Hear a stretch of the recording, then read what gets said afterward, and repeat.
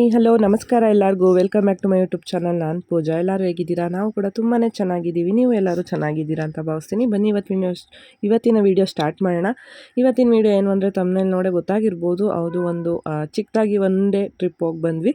ಎಲ್ಲಿ ಹೋಗಿದ್ವಿ ಏನು ಅಂತೆಲ್ಲ ಇವತ್ತಿನ ವೀಡಿಯೋದಲ್ಲಿ ಡೀಟೇಲಾಗಿ ಶೇರ್ ಮಾಡ್ತೀನಿ. ಇದು ಬಂದು ಸಾಟರ್ಡೆ ಮಾರ್ನಿಂಗು. ಇವತ್ತು ಅಕಾಡೆಮಿಗೆ ರಜಾ ಇತ್ತು, ಹಾಗಾಗಿ ಒಂದು ಸ್ವಲ್ಪ ಸ್ಪೆಷಲಾಗಿ ಏನಾದರೂ ತಿಂಡಿ ಮಾಡೋಣ ಅಂತ ಅನಿಸಿತ್ತು. ನಂಗೆ ತುಂಬ ದಿನದಿಂದ ಈ ಹಬೆ ವಡೆ ತಿನ್ನಬೇಕು ಅಂತ ಯಾಕೋ ಆಸೆ ಆಗ್ಬಿಟ್ಟಿತ್ತು. ಹಾಗಾಗಿ ಕಡಲೆಬೇಳೆನ ನೆನೆಸಿಟ್ಟಿದ್ದೆ. ಇವತ್ತು ಅದನ್ನು ಟಿಫನ್ಗೆ ಅಂದ್ಬಿಟ್ಟು ಮಾಡ್ಕೊಂಡಿದ್ದೆ. ಹಾಗೆ ಒಂದು ಸ್ವಲ್ಪ ಹೆಸರು ಕಾಳು ಸಲಾಡು, ಮಕ್ಕಳಿಗೆ ನೀರು ದೋಸೆನ ಸ್ಕೂಲಿಗೆ ಬಾಕ್ಸಿಗೆಲ್ಲ ಆಗುತ್ತೆ ಅಂದ್ಬಿಟ್ಟು ನೀರು ದೋಸೆಗೆ ಕೂಡ ಹಾಕಿದ್ದೆ. ಹಾಗೆ ಸ್ವಲ್ಪ ಮಧ್ಯಾಹ್ನಕ್ಕೂ ಆಗೋ ಥರ ಅಂದ್ಬಿಟ್ಟು ಮೊಸರನ್ನ ಎಲ್ಲ ರೆಡಿ ಮಾಡಿ ಇಟ್ಬಿಟ್ಟಿದ್ದೆ. ಆಮೇಲೆ ಮನೆಯವ್ರು ಹೇಳಿದ್ರು, ಸಡನ್ ಪ್ಲ್ಯಾನು. ಏನು ಈ ಥರ ಯಾವಾಗಲೂ ಹೇಳ್ತಾರೆ ಅಂತ ನೀವು ಅಂದ್ಕೋಬೋದು. ನಾವು ಮುಂಚೆನೇ ಒಂದು ತಿಂಗಳು ಮುಂಚೆ, ಒಂದು ವಾರದ ಮುಂಚೆ ಎಲ್ಲ ಯಾವತ್ತೂ ಪ್ಲ್ಯಾನ್ ಮಾಡಲ್ಲ. ಸಡನ್ನಾಗಿ ನಮ್ಗೆ ಈ ಥರ ಎಲ್ಲಾದರೂ ಹೋಗಬೇಕು ಅನ್ನಿಸ್ದಾಗ ಹೊರಟ್ಬಿಡ್ತೀವಿ ಅಷ್ಟೇ. ನಮ್ಮದು ಇದೇ ಥರನೇ ಇರೋದು. ಕೆಲವರೆಲ್ಲ ಅಂದ್ಕೋಬೋದು, ಏನಪ್ಪ ಇಷ್ಟೊಂದು ಟ್ರಿಪ್ ಮಾಡ್ತಾರೆ ಅಂತ. ವಾರ ಪೂರ್ತಿ ಕೆಲಸ ಮಾಡಿರ್ತೀವಿ, ಹಾಗೆ ಮಕ್ಕಳ ಜೊತೆ ಟೈಮ್ ಸ್ಪೆಂಡ್ ಮಾಡೋಕ್ಕೇ ನಮ್ಗೆ ಟೈಮ್ ಸಿಕ್ಕಿರಲ್ಲ. ಹಾಗಾಗಿ ಈ ಥರ ಒಂದು ಚಿಕ್ಕ ಪುಟ್ಟ ಟ್ರಿಪ್ಗಳನ್ನ ಆವಾಗವಾಗ ಮಾಡ್ತಾಯಿರ್ತೀವಿ ಅಷ್ಟೇ. ಇವತ್ತು ನಾವು ಎಲ್ಲಿಗೆ ಹೋಗಿದ್ವಿ, ನಮ್ಮ ಎಕ್ಸ್ಪೀರಿಯೆನ್ಸ್ ಹೇಗಿತ್ತು ಅಂದ್ಬಿಟ್ಟು ಇವತ್ತಿನ ವೀಡಿಯೋದಲ್ಲಿ ಶೇರ್ ಮಾಡ್ತೀನಿ. ತಿಂಡಿ ಎಲ್ಲ ತಿಂದ್ಕೊಂಡು ಹಾಗೆ ಇನ್ನು ಸ್ವಲ್ಪ ಮಿಕ್ಕಿದ್ದನ್ನೆಲ್ಲ ಹಾಗೆ ಬಾಕ್ಸ್ಗೆ ಹಾಕ್ಕೊಂಡು, ಅಂದರೆ ಮಧ್ಯಾಹ್ನ ಊಟಕ್ಕೂ ಕೂಡ ಇವತ್ತು ಮನೆಯಿಂದನೇ ತಗೊಂಡು ಹೋಗೋಣ ಅಂತ ಅಂದ್ಕೊಂಡ್ವಿ. ಸುಮ್ಮನೆ ಹೊರಗಡೆ ಹೋಟೆಲಲ್ಲಿ 3 to 4 ಟೈಮ್ಸ್ ತಿನ್ನಬೇಕಾಗುತ್ತೆ. ಎಷ್ಟೇ ದುಡ್ಡು ಕೊಟ್ಟು ತಿಂದ್ರೂ ಫುಲ್ ಹೊಟ್ಟೆನೂ ತುಂಬಲ್ಲ. ಹಾಗೆ ನಮಗೆ ಇಷ್ಟ ಆಗೋ ಥರನೂ ಎಲ್ಲ ಕಡೆ ಸಿಗಲ್ಲ. ಹಾಗಾಗಿ ಒನ್ ಟೈಮ್ ಮನೆ ಊಟನೇ ಇರಲಿ ಅಂದ್ಬಿಟ್ಟು ಮನೆಯದನ್ನೇ ಬಾಕ್ಸ್ಗೆ ಹಾಕ್ಕೊಂಡು ಈಗ ನಮ್ಮ ಜರ್ನಿ ಸ್ಟಾರ್ಟ್ ಆಯಿತು. 10 ಅಷ್ಟರಲ್ಲಿ ಹೊರಡೋಣ ಆದರೂ, ಬಟ್ ನನಗೆ ಸ್ವಲ್ಪ ಮನೆ ಕೆಲಸಗಳೆಲ್ಲ ಮುಗಿಸ್ಕೊಂಡು ಹೊರಡೋ ಅಷ್ಟರಲ್ಲಿ 12 ಆಗೋಯಿತು. ಹೋಗ್ತಾ ಹಾಗೆ ಆನ್ ದಿ ವೇಯಲ್ಲಿ ಯಡಿಯೂರಿಂದ ಬಿಟ್ಟು ಸ್ವಲ್ಪ ಮುಂದೆ ಶನಿಮಾತಮ್ಮನ ದೇವಸ್ಥಾನ ಇದೆ.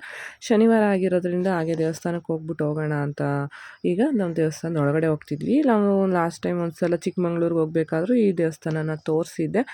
ತುಂಬಾ ಚೆನ್ನಾಗಿ ದರ್ಶನ ಆಗುತ್ತೆ. ತುಂಬ ಹತ್ರದಿಂದ ದೇವ್ರನ್ನ ನೋಡ್ಬೋದು. ಪೂಜೆನೂ ಅಷ್ಟೇ ತುಂಬ ಚೆನ್ನಾಗಿ ಮಾಡಿಕೊಡ್ತಾರೆ. ಒಂಥರ ಸಮಾಧಾನ ಅಂತಲೇ ಹೇಳ್ಬೋದು. ದೇವಸ್ಥಾನಕ್ಕೆ ಹೋಗಿ ಅಲ್ಲಿಂದ ಜರ್ನಿನ ಸ್ಟಾರ್ಟ್ ಮಾಡೋಣ ಅಂದ್ಕೊಂಡು ದೇವಸ್ಥಾನಕ್ಕೆ ಬಂದಿದ್ವಿ.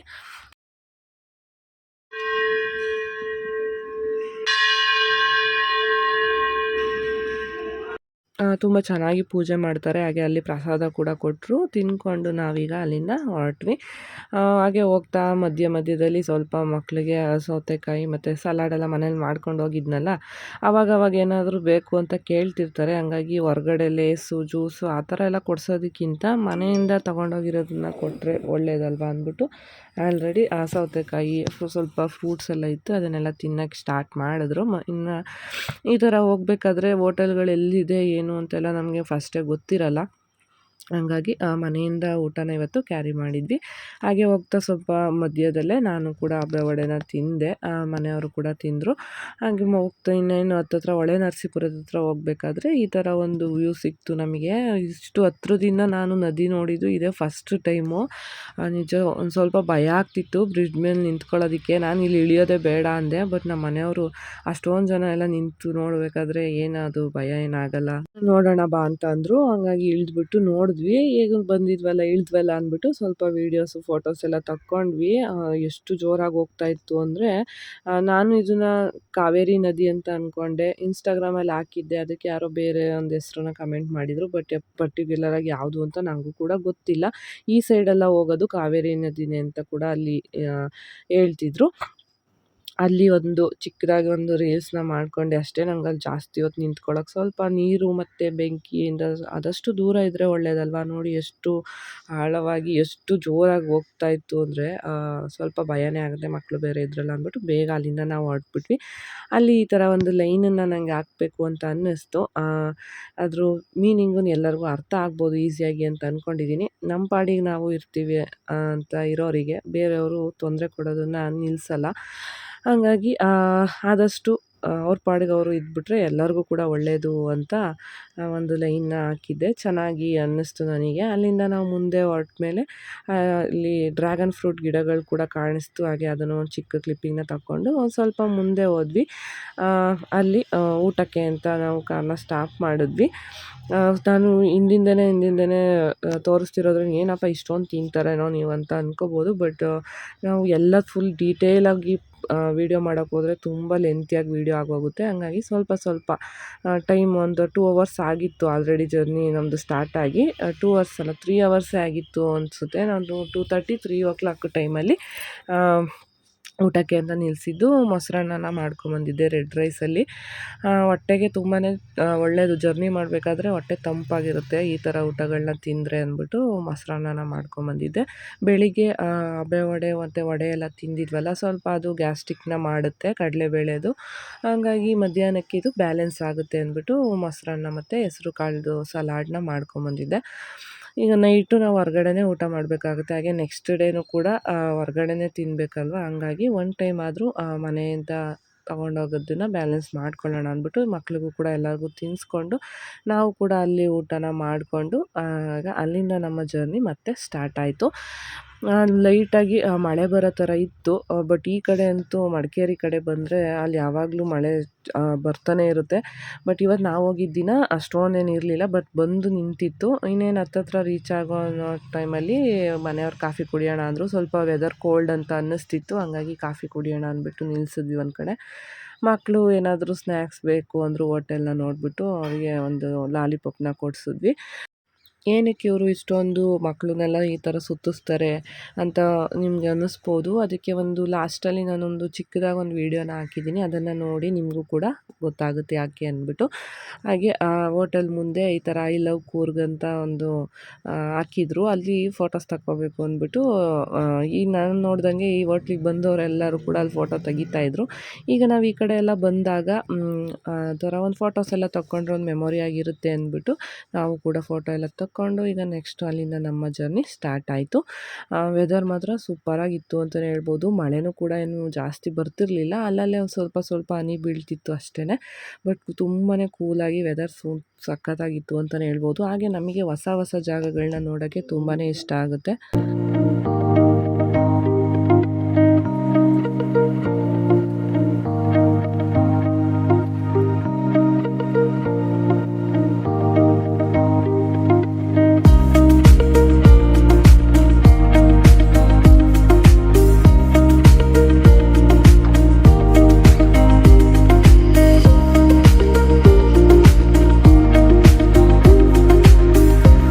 ಅಗೋಡಾದಲ್ಲಿ ರೂಮ್ನ ಬುಕ್ ಮಾಡಿದ್ವಿ. ಹಾಗೆ ಹೋಗ್ತಾ ನೋಡಿಕೊಂಡು ಅವರು 12 10ವರೆಗೂ ಟೈಮಿಂಗ್ಸ್ನ ಕೊಟ್ಟಿದ್ರು. ನಮಗೆ 12 ಅಷ್ಟರಲ್ಲಿ ಬರೋಕ್ಕಾಗಲಿಲ್ಲ. ನಾವು ಮಡಿಕೇರಿ ರೀಚ್ ಆಗೋ ಅಷ್ಟರಲ್ಲಿ ಆಲ್ಮೋಸ್ಟ್ 6:30 ಆಗೋಗಿತ್ತು.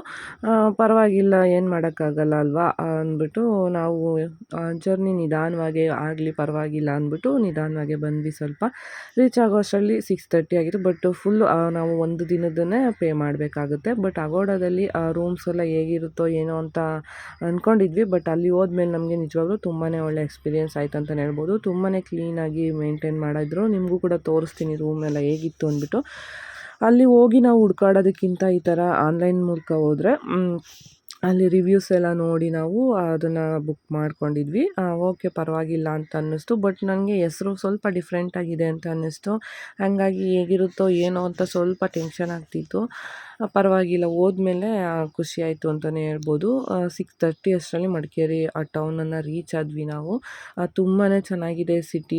ಒಂಥರ ಕೂಲಾಗಿ, ಅಲ್ಲಿ ಜನಗಳು ಅಷ್ಟೇ ಸ್ವಲ್ಪ ಯಾವಾಗಲೂ ನೋಡೋಕ್ಕೆ ಒಂಥರ ಚೆನ್ನಾಗಿರುತ್ತೆ. ಅಲ್ಲಿಯ ಭಾಷೆನೂ ಸ್ವಲ್ಪ ಡಿಫ್ರೆಂಟಾಗಿರುತ್ತೆ ನಮಗಿಂತ. ಹಾಗಾಗಿ ಒಂಥರ ಇಷ್ಟ ಆಯಿತು ಅಂತಲೇ ಹೇಳ್ಬೋದು. ಹೋಗ್ತಿದ್ದಂಗೆ ಫಸ್ಟು ನಾವು ರೂಮಿಗೆ ಹೋಗೋಕ್ಕೆ ಮುಂಚೆನೇ ರಾಜಾ ಸೀಟ್ ಹತ್ರ ವ್ಯೂ ಚೆನ್ನಾಗಿರುತ್ತೆ, ನೋಡ್ಕೊಂಡು ಹೋಗೋಣ ಅಂತ ಫಸ್ಟು ಅಲ್ಲಿಗೆ ಹೋದ್ವಿ. Next morning ಬರ್ಬೋದಿತ್ತು. ಬಟ್ ಈಗ ಒಂದ್ಸಲ ನೋಡೋಣ ಸಂಜೆ ಬಂದ ತಕ್ಷಣ ಹೇಗಿರುತ್ತೆ. ವೀಕೆಂಡ್ ಆಗಿರೋದ್ರಿಂದ ಅಲ್ಲೂ ಕೂಡ ತುಂಬಾ ಜನ ಇದ್ದರು. ಹೇಗಿರುತ್ತೆ ನೋಡೋಣ ಅಂದ್ಬಿಟ್ಟು ನಾವು ಈಗ ಹೋಗಬೇಕಾಗಿದ್ದು ರೂಮಿಗೆ ಲೊಕೇಶನ್ ಹಾಕಿದ್ವಲ್ಲ, ಆವಾಗ ರಾಜಾ ಸೀಟ್ ಮುಂದೆನೇ ಹೋಗಬೇಕಿತ್ತು. ಹಾಗಾಗಿ ಅಲ್ಲಿ ನೋಡ್ಕೊಂಡು ಹೋಗ್ಬಿಡೋಣ ಅಂದ್ಬಿಟ್ಟು ಅಲ್ಲಿಗೆ ಹೋದ್ವಿ. ಆಲ್ರೆಡಿ ಸ್ವಲ್ಪ ಕತ್ಲೆ ಆಗ್ತಿತ್ತು. 6:30 ಆಗೋಗಿತ್ತಲ್ಲ. ಇಲ್ಲೂ ಕೂಡ ಜಿಪ್ ಲೈನ್ ಎಲ್ಲ ಇತ್ತು. ನನ್ನ ಮಗಳು ಆಡಬೇಕು ಅಂತಿದ್ಲು. ಬಟ್ ಕತ್ಲೆ ಆಗ್ತಿದ್ದರಿಂದ ಬೇಡ, ನೋಡೋಣ ಮಾರ್ನಿಂಗ್ ಟೈಮಲ್ಲಿ ಬಂದರೆ ಆಡ್ಸೋಣ ಅಂತ ಅಂದ್ಕೊಂಡ್ವಿ. ಎಂಟ್ರೆನ್ಸಿಗೆ 20 ರೂಪೀಸ್ನ ಚಾರ್ಜ್ ಮಾಡ್ತಾರೆ.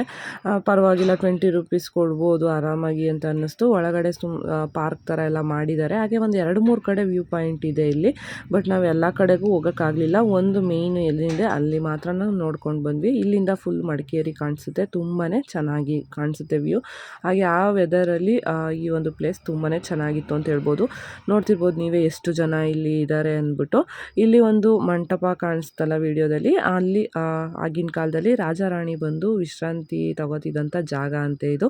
ಅದನ್ನು ಇವಾಗ ವ್ಯೂ ಪಾಯಿಂಟ್ ಥರ ಈ ಥರ ಎಲ್ಲ ಹೊಸ್ದಾಗಿ ಮೆಟ್ಲುಗಳನ್ನೆಲ್ಲ ಕಟ್ಟಿ ಈ ಥರ ಎಲ್ಲ ಸ್ಟೇರ್ ಕೇಸ್ ಎಲ್ಲ ಹಾಕಿ ತುಂಬಾ ಚೆನ್ನಾಗಿ ಸೇಫಾಗಿ ಜನಗಳು ನಿಂತ್ಕೊಂಡು ನೋಡೋ ಥರ ಮಾಡಿದ್ದಾರೆ. ನಿಜವಾಗ್ಲೂ ತುಂಬಾ ಚೆನ್ನಾಗಿತ್ತು. ನೀವೇನಾದರೂ ಮಡಿಕೇರಿ ಸೈಡ್ ಹೋದ್ರಿ ಅಂದರೆ ಈ ಒಂದು ಜಾಗನ ಮಿಕ್ಸ್ ಮಾಡದೆ ನೋಡ್ಕೊಂಬನ್ನಿ. ಎಷ್ಟು ನೋಡಿದ್ರೂ ಸಾಕಾಗಲ್ಲ ಅಂತ ಅನಿಸ್ತಿರುತ್ತೆ, ಅಲ್ಲೇ ಇದ್ಬಿಡೋಣ ಅಂತ ಅನ್ನಿಸ್ತಿರುತ್ತೆ. ಬಟ್ ಟೈಮು ಏನು ಮಾಡೋಕ್ಕಾಗಲ್ಲ ಅಲ್ವಾ. ಅಲ್ಲಿ ಕೂಡ ಒಂದಷ್ಟು ವೀಡಿಯೋ ಕ್ಲಿಪ್ಪಿಂಗ್ಸ್ ಎಲ್ಲ ನಾನು ತಕ್ಕೊಂಡು ಈಗ ಅಲ್ಲಿಯ ವ್ಯೂವನ್ನು ಸ್ವಲ್ಪ ಒಂದು 10 ಮಿನಿಟ್ಸಲ್ಲಿ ನಾವು ಕೂಡ ಇದ್ವಿ. ಬಂದವರೆಲ್ಲ ಜಾಸ್ತಿ ಬರೀ ಫೋಟೋ ವೀಡಿಯೋ ಮಾಡೋದ್ರಲ್ಲೇ ಕಳೆದೋಗಿರ್ತಾರೆ. ನಾವು ಒಂದು ಸ್ವಲ್ಪ ಎಷ್ಟು ಬೇಕೋ ಅಷ್ಟು ವೀಡಿಯೋ ಫೋಟೋ ತಕ್ಕೊಂಡು ಆಮೇಲೆ ನನ್ನ ಮೊಬೈಲ್ನೆಲ್ಲ ಬ್ಯಾಗಲ್ಲಿ ಹಾಕಿ ಇಟ್ಬಿಡ್ತೀನಿ ನಾನು.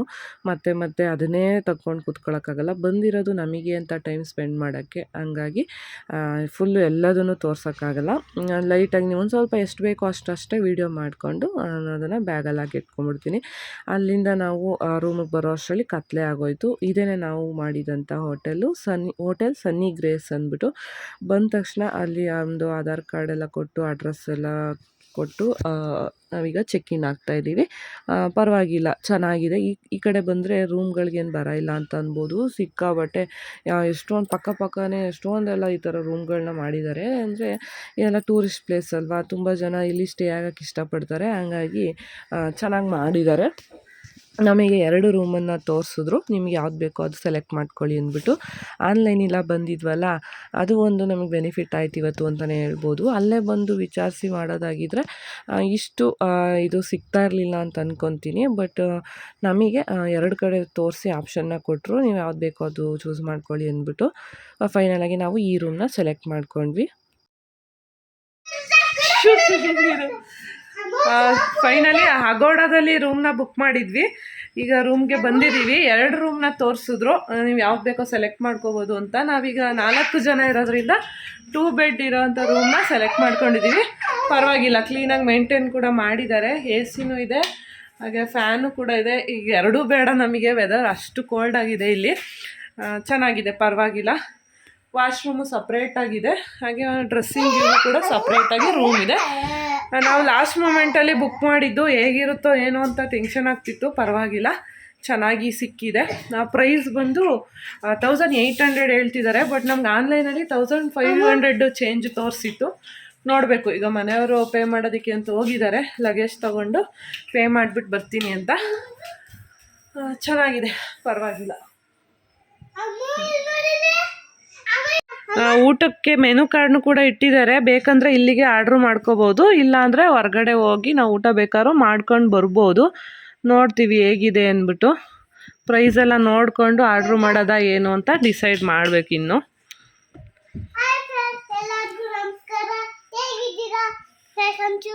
ರೂಮಲ್ಲಿ ಹೋಗಿ ಒಂದು ಸ್ವಲ್ಪ ಫ್ರೆಶ್ ಅಪ್ ಆಗಿಬಿಟ್ಟು ಮತ್ತೆ ಒಂದು ಸಲ ಹೊರಗಡೆ ಬಂದ್ವಿ. ಅವರು ಅಲ್ಲಿ ಹೇಳಿದ್ರು 7 to 8 ಮ್ಯೂಸಿಕ್ ಎಲ್ಲ ಹಾಕ್ತಾರೆ ಇಲ್ಲಿ ರಾಜಾ ಸ್ಟ್ರೀಟಲ್ಲಿ, KRS ಅಲ್ಲಿ ಇದೆಯಲ್ಲ ಆ ಥರ ಅಂತ ಅಂದರು. ಹೋಗಿ ನೋಡ್ಕೊಂಬನ್ನಿ ಅಂತ ಅವರೇ ಹೇಳಿದ್ರು.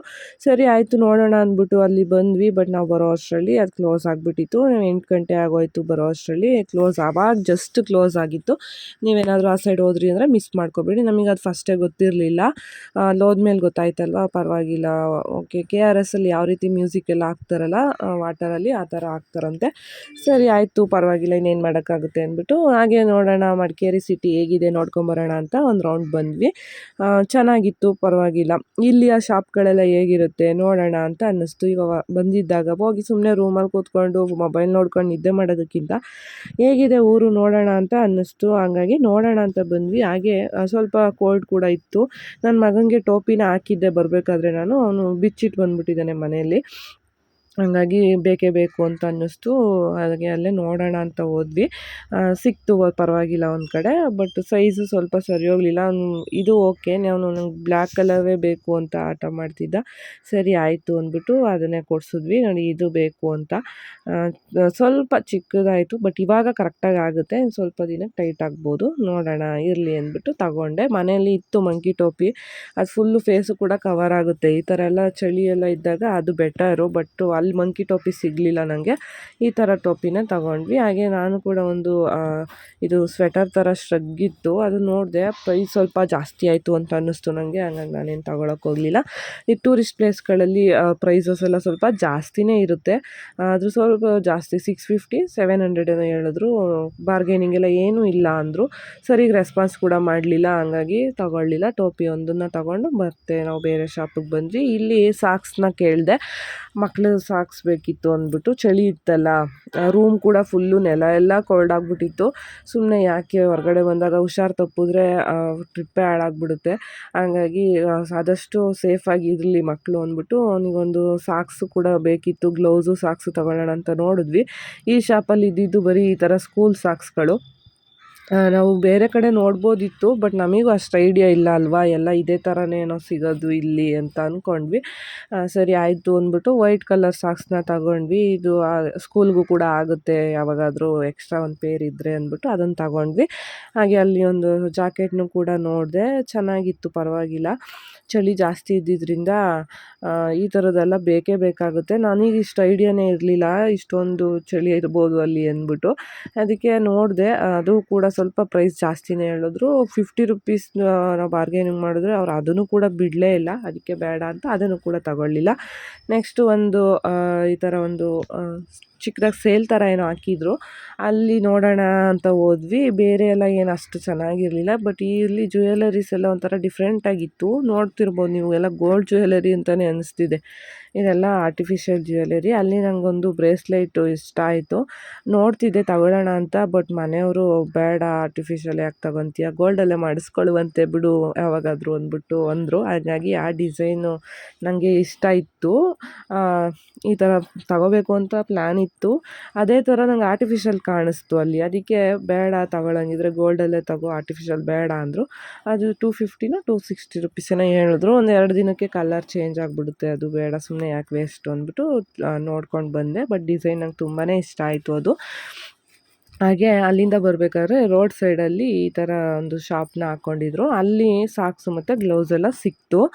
ನಾವು ಸುಮ್ಮನೆ ದೊಡ್ಡ ದೊಡ್ಡ ಅಂಗಡಿಗಳು ಅಂತ ಹೋಗೋದು ಅಷ್ಟೇ, ನಮಗೆ ಬೇಕಾಗಿರೋದಲ್ಲಿ ಸಿಗಲ್ಲ. ಹೋಗಿದ್ದೀವಲ್ಲ ಅಂದ್ಬಿಟ್ಟು ಏನೋ ಒಂದನ್ನು ತರಬೇಕಾಗುತ್ತೆ. ಬಟ್ ರೋಡ್ ಸೈಡಲ್ಲಿ ನನಗೆ ಬೇಕಾಗಿದ್ದಂಥ ಸಾಕ್ಸು ಮತ್ತು ಗ್ಲೌಸು ಸಿಕ್ತು.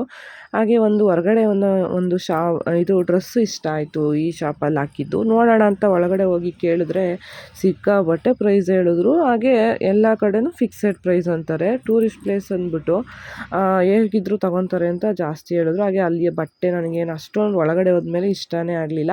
ಸರಿ ಆಯಿತು ಬೇಡ ಅಂದ್ಬಿಟ್ಟು ಬಂದ್ವಿ. ಬಂದಮೇಲೆ ಈಗ ಊಟನ ಇಲ್ಲಿಂದಾನೇ ಆರ್ಡ್ರ್ ಮಾಡಿದ್ವಿ, ನೋಡೋಣ ಹೇಗಿರುತ್ತೆ ಅಂದ್ಬಿಟ್ಟು. ಹೊರಗಡೆ ಅಲ್ಲಿ ಇಲ್ಲಿ ಹುಡ್ಕಾಡೋದಕ್ಕಿಂತ ಹೇಗೂ ಇಲ್ಲಿಗೆ ತರಿಸ್ಕೊಡ್ತೀವಿ ಅಂತ ಅಂದಿದ್ರು, ಹಂಗಾಗಿ ಇಲ್ಲೇ ಆರ್ಡ್ರ್ ಮಾಡೋಣ ಅಂದ್ಬಿಟ್ಟು ಮಾಡಿದ್ವಿ. ಊಟ ಬರೋ ಅಷ್ಟರಲ್ಲಿ ನೆಕ್ಸ್ಟ್ ಡೇಗೆ ಸ್ಯಾರಿ ಹಾಕೊಳ್ಳೋಣ ಅಂತ ಪ್ಲ್ಯಾನ್ ಮಾಡ್ಕೊಂಡಿದ್ದೆ. ಅದು ಬ್ಲೌಸು ಸ್ವಲ್ಪ ಟೈಟ್ ಅನ್ನಿಸ್ತಿತ್ತು, ಅದೊಂದು ಸ್ಟಿಚ್ನ ನಾನು ಓಪನ್ ಮಾಡ್ಕೊತಿದ್ದೆ. ಅಷ್ಟರಲ್ಲಿ ಊಟ ಕೂಡ ಬಂತು. ಆರ್ಡ್ರ್ ಮಾಡಿದ್ವಿ, ಬೇಗನೆ ತಂದುಕೊಟ್ರು, ಒಂದು 1/2 ಅವರ್ ಒಳಗಡೆ ತಂದುಕೊಟ್ರು. ಬಟ್ ನಮ್ಗೆ ಅಷ್ಟೊಂದೇನು ಇಷ್ಟ ಆಗಲಿಲ್ಲ. ದುಡ್ಡು ಅದು ನಾವು ಕೊಟ್ಟಂಥ ಅಮೌಂಟ್ಗೆ ಈ ಊಟ ವರ್ತ್ ಅಂತ ಅನ್ನಿಸ್ಲಿಲ್ಲ, ಹೊಟ್ಟೆನೇ ತುಂಬಲಿಲ್ಲ. ಆದರೆ ಏನು ಮಾಡೋಕ್ಕಾಗಲ್ಲ. ನೋಡ್ತಿರ್ಬೋದು ಅಕ್ಕಿ ರೊಟ್ಟಿ ಎಷ್ಟು ಚಿಕ್ಕದಾಗಿ ಹಾಕಿದ್ದಾರೆ ಅಂತ. ಕಬಾಬು ಮತ್ತು ಚಿಕನ್ದು ಕಟ್ಲೆಟ್ ಅಂತ ಆರ್ಡ್ರ್ ಮಾಡಿದ್ವಿ ಮಕ್ಕಳಿಗೆ, ಅದು ಚೆನ್ನಾಗಿತ್ತು. ಬೇರೆದೆಲ್ಲ ನನಗೇನು ಅಷ್ಟೊಂದು ಇಷ್ಟ ಆಗಲಿಲ್ಲ. ಮನೇಲಿ ನಾವು ಮಾಡೋ ಬಿರಿಯಾನಿ ತುಂಬಾ ಚೆನ್ನಾಗಿರುತ್ತೆ, ಬಟ್ ಇಲ್ಲಿ ಯಾಕೋ ಒಂಥರ ಫ್ಲೇವರ್ ಎಲ್ಲ ಜಾಸ್ತಿ ಅಂತ ಅನ್ನಿಸ್ತು. ಅದು ಯಾಕೋ ನಂಗೆ ಇಷ್ಟ ಆಗಲಿಲ್ಲ. ಬೇರೆದು ಓಕೆ ಅಂತಲೇ ಹೇಳ್ಬೋದು. ಈ ಚಿಕನ್ ಕಟ್ಲೆಟ್ ಮತ್ತು ಕಬಾಬ್ ಚೆನ್ನಾಗಿತ್ತು. ಈ ವಿಡಿಯೋ ಇಷ್ಟೇ, ನಾನು ಇಲ್ಲಿಗೆ ಎಂಡ್ ಮಾಡ್ತಾಯಿದ್ದೀನಿ. ತುಂಬಾ ಲೆಂತಿ ಆಗುತ್ತೆ. ನೆಕ್ಸ್ಟ್ ಡೇ ನಾವು ಎಲ್ಲಿಗೆ ಹೋದ್ವಿ ಏನು ಅಂತೆಲ್ಲ ನೆಕ್ಸ್ಟ್ ವಿಡಿಯೋದಲ್ಲಿ ನಾನು ಶೇರ್ ಮಾಡ್ತೀನಿ. ಈ ವಿಡಿಯೋ ನಿಮ್ಗೆ ಏನು ಅನ್ನಿಸ್ತು ಅಂತ ನನಗೆ ಕಮೆಂಟಲ್ಲಿ ತಿಳಿಸಿ. ವಿಡಿಯೋ ಇಷ್ಟ ಆಗಿದರೆ ಪ್ಲೀಸ್ ಒಂದು ಲೈಕ್ ಮಾಡಿ, ಹಾಗೆ ನಿಮ್ಮ ಫ್ರೆಂಡ್ಸು ಮತ್ತು ಫ್ಯಾಮಿಲಿ ಜೊತೆ ವಿಡಿಯೋನ ಶೇರ್ ಮಾಡಿ. ನನ್ನ ಚಾನಲ್ನ ಸಬ್ಸ್ಕ್ರೈಬ್ ಮಾಡದೆ ಯಾರಾದರೂ ಹೊಸ್ದಾಗಿ ನೋಡ್ತಾ ಇದ್ದರೆ ಪ್ಲೀಸ್ ಸಬ್ಸ್ಕ್ರೈಬ್ ಮಾಡಿಕೊಂಡು ವೀಡಿಯೋಸ್ನ ನೋಡಿ. ಡ್ರಾಫ್ಟಲ್ಲಿ 4-5 ವೀಡಿಯೋ ಇದೆ, ಬಟ್ ಎಡಿಟ್ ಮಾಡೋಕ್ಕೆ ನಿಜವಾಗ್ಲೂ ನಂಗೆ ಟೈಮೇ ಸಿಗ್ತಾಯಿಲ್ಲ. ಲೆಂತಿ ವೀಡಿಯೋ ಮಾಡೋದಕ್ಕಿಂತ ಮಿನಿ ವ್ಲಾಗ್ಸ್ನ ಮಾಡಿಬಿಡೋದೇ ಈಸಿ ಅಂತ ಅನ್ನಿಸ್ತಿದೆ ಇತ್ತೀಚೆಗೆ. ಬಟ್ ಅದರಲ್ಲಿ ಇನ್ಫಾರ್ಮೇಷನ್ನ ಫುಲ್ಲಾಗಿ ನಾವು ಕೊಡೋಕ್ಕಾಗಲ್ಲ. 90 ಸೆಕೆಂಡು, ಇನ್ಸ್ಟಾಗ್ರಾಮಲ್ಲಾದರೆ 90 ಸೆಕೆಂಡ್ ಅಷ್ಟೇ ವೀಡಿಯೋ ಮಾಡೋಕ್ಕಾಗೋದು. ಯೂಟ್ಯೂಬಲ್ಲಿ ಮಾಡ್ತೀವಿ ಮಿನಿ ವ್ಲಾಗ್ ಅಂದರೆ 60 ಸೆಕೆಂಡ್ ಅಷ್ಟೇ ವೀಡಿಯೋ ಮಾಡೋಕ್ಕಾಗೋದು. ಆ ಥರ ವೀಡಿಯೋ ಮಾಡಬೇಕು ಅಂದರೆ ನಾವು ಉದ್ದುದ್ದವಾಗಿ ವೀಡಿಯೋನ ತೆಗಿಬೇಕು. ಯೂಟ್ಯೂಬ್ಗೆ ಮಾಡ್ತೀವಿ ಅಂದರೆ ಈ ಥರ ಅಡ್ಡವಾಗಿ ವೀಡಿಯೋನ ತೆಗಿಬೇಕು. ಎರಡೂ ಥರ ವೀಡಿಯೋಸ್ ಎಲ್ಲ ತಕ್ಕೊಂಡು ಎಡಿಟ್ ಎಲ್ಲ ಮಾಡಿಕೊಂಡು ಮಾಡೋದು ಸ್ವಲ್ಪ ಕಷ್ಟನೇ ಆಗ್ತಿದೆ. ಹಾಗಾಗಿ ವಾರಕ್ಕೆ ಒಂದು 2-3 ವೀಡಿಯೋ ಹಾಕೋಣ ಅಂತ ಅಂದ್ಕೊಂಡಿದ್ದೆ. ಈಗ ಅಷ್ಟನ್ನು ಮಾಡೋಕ್ಕೂ ನಂಗೆ ಟೈಮ್ ಸಿಗ್ತಿಲ್ಲ. ನಾವು ಹೋಗಿ ಬಂದಿದ್ದು ಶನಿವಾರ ಭಾನುವಾರ ನೋಡಿ. ಆ ವಿಡಿಯೋನ ನಾನು ಇವತ್ತು ಅಪ್ಲೋಡ್ ಮಾಡ್ತಾಯಿದ್ದೀನಿ. ನಾವು ಟ್ರಿಪ್ ಹೋಗಿ ಬಂದಮೇಲೆ ನಾನು ಇನ್ಸ್ಟಾಗ್ರಾಮ್ ನೋಡಬೇಕಾದ್ರೆ ಈ ಒಂದು ವಿಡಿಯೋ ನನಗೆ ಕಾಣಿಸ್ತು. ಅದರಲ್ಲಿ ಎಷ್ಟು ಚೆನ್ನಾಗಿ ಎಕ್ಸ್ಪ್ಲೈನ್ ಮಾಡಿದ್ದಾರೆ ನೋಡಿ, ನಾವು ಯಾಕೆ ಮಕ್ಕಳ ಜೊತೆ ಟ್ರಾವೆಲ್ ಮಾಡಬೇಕು ಅಂತ. ಈ ವಿಡಿಯೋನ ಸ್ವಲ್ಪ ನೀವು ಪಾಸ್ ಮಾಡಿ ಅದರಲ್ಲಿರೋಂಥ ಲೈನ್ಸ್ನ ಓದಿ. ಅದು ಎಷ್ಟು ಕ್ಲೀನಾಗಿ ಅವರು ಎಕ್ಸ್ಪ್ಲೈನ್ ಮಾಡಿದ್ದಾರೆ, ಏನಕ್ಕೆ ನಾವು ಇಂಪಾರ್ಟೆನ್ಸ್ನ ಅಷ್ಟು ಕೊಡಬೇಕು ಅಂದ್ಬಿಟ್ಟು. ಎಲ್ಲರಿಗೂ ಕೂಡ ಮನೆಯಲ್ಲೇ ಟೈಮ್ ಸ್ಪೆಂಡ್ ಮಾಡೋಕ್ಕೆ ಮಕ್ಕಳ ಜೊತೆ ಟೈಮ್ ಇರಲ್ಲ. ಈಗ ಎಲ್ಲರೂ ಕೂಡ ಬ್ಯುಸಿ ಆಗೋಗಿದ್ದಾರೆ.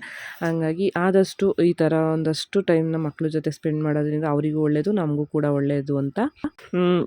ನೆಕ್ಸ್ಟ್ ಡೇ ಎಲ್ಲೋದ್ವಿ ಏನು ಅಂತ ನೆಕ್ಸ್ಟ್ ವೀಡಿಯೋದಲ್ಲಿ ಆದಷ್ಟು ಬೇಗ ಅಪ್ಲೋಡ್ ಮಾಡ್ತೀನಿ. ಮತ್ತೊಂದು ಒಳ್ಳೆ ವೀಡಿಯೋ ಜೊತೆ ನಾನು ನಿಮಗೆ ಸಿಗ್ತೀನಿ. ಅಲ್ಲಿವರೆಗೂ ಟೇಕ್ ಕೇರ್, ಬಾಯ್ ಬಾಯ್.